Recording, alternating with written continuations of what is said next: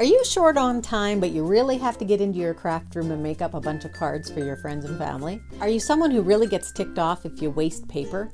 Or maybe you've got more than a few pattern papers in your stash that you would like to use up. Learn exactly how to craft more cards in less time and get some of those virtuous feel-good vibes from using up pattern paper in your stash. It's my latest One Sheet Wonder online class, this time with label punches. So what are some of the secrets that I'm going to share with you? First and foremost, let's talk about what's the best pattern paper to use.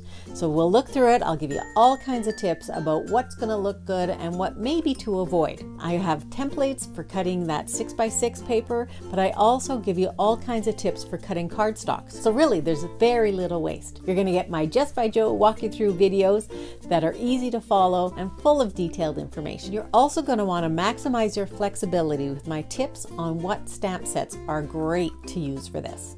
No need to stress at all if you can't get to the class right now. Take it whenever you want. You have lifetime access.